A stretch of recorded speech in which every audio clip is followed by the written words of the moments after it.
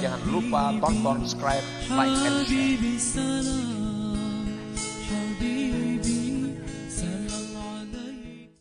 Jadi tafakkur yang benar-benar tafakkur itu tafakkur yang membuahkan hasil.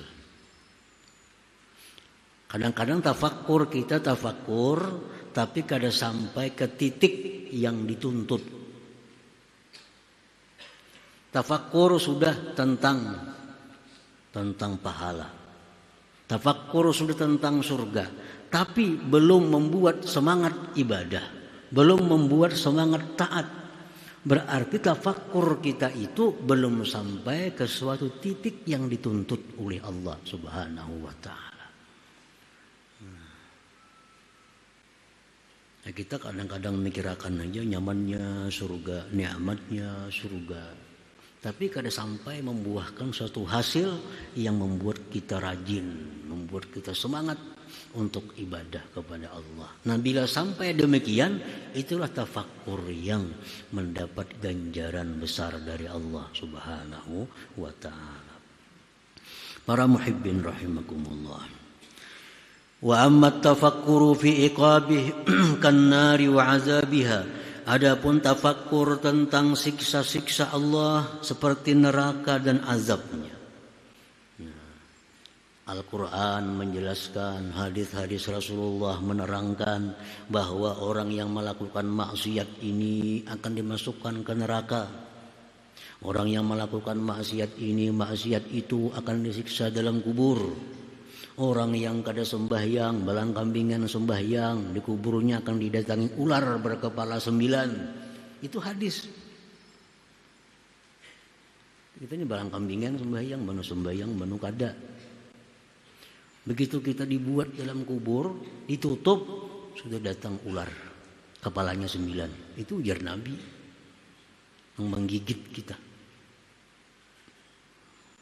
Nah, bila tafakkur tentang itu, yurithu rahbatan wa firaran an ma'siyatillahi ta'ala, membuat kita takut dan lari daripada maksiat kepada Allah Subhanahu wa ta'ala.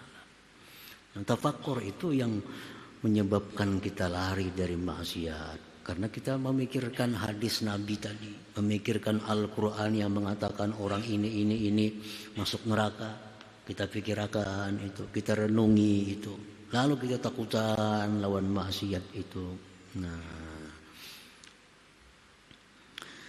wa amma tafakkuru bi ihsanih, yang kelima tafakkur tentang kebaikan Allah Subhanahu wa ta'ala kepada kita. Kasatrihi li'uyubih, seperti menutupinya Allah bagi aib-aib kita. Nah, ini kebaikan Tuhan. Dalam hati kita ada iri, dengki lawan seseorang, ditutupi oleh Allah sehingga orang itu kada tahu pada kita dengki. Jangannya dibuka Allah, mungkin kita kada bakawan lagi. Nah, kita berbuat dosa di tempat sunyi, dilindungi, ditutupi oleh Allah. Makanya Allah itu marah, sangat marah kalau ada orang yang mengisahkan kelakuan-kelakuan jahatnya yang selama ini ditutupi oleh Allah Subhanahu wa ta'ala. Jangan menceritakan kepada orang maksiat yang telah lalu, yang orang kada tahu. Itu orang kada tahu ditutupi oleh Allah. Jakanya Allah mau buka, orang tahu, tapi Allah tutupi. Nah, Allah menutupi, jangan kita yang membuka. Aku bahari merampok orang, aku bahari bezina. Apa gunanya mengisahkan yang sekian tahun sudah rapi ditutupi oleh Allah. Nah, jadi itu keaiban-keaiban kita itu ditutupi oleh Allah. Itu bagian dari ihsan, kebaikan Allah kepada kita. Wa ghufrani dzunubih, diampuni dosa oleh Tuhan. Berbuat ini maksiat diampuni, berbuat ini diampuni. Nah, itu ihsannya Allah. Wa jafa'i nafsi anillahi ta'ala, dan renggangnya dia terhadap Tuhan. Tuhan yang begitu baik dengan kita, justru kita renggang. Nah, justru kita kadang mendekat kepadanya. Nah, ini yang tafakur nih. Oh, baiknya Tuhan lawan aku. Malam tadi aku guring, semuaan dijagakannya. Dijagakannya daripada maling, dijagakannya dari penjahat, dijagakannya daripada binatang-binatang yang membahayakan tubuhku. Nah, itu kebaikan Tuhan. Nah, sekarang kebaikan Tuhan itu kita balas. Bangun guring sudah mikir akan maksiat. Nah, jadi tafakur tentang kebaikan Allah, tafakur tentang renggangnya kita dengan Allah, itu yurisu hayaan minhu ta'ala, membuahkan sifat malu terhadap Allah subhanahu wa ta'ala. Kan kita supan. Orang tuh baik lawan kita selama ini, tapi kita berbuat jahat lawan ini. Malu kita. Para muhibbin rahimakumullah. Fa idza tafakkara fi hadhihi al-khamsah fa huwa min alladhina qala fihim an-nabiy sallallahu alaihi wasallam tafakkuru sa'ah khairun min ibadati sanah.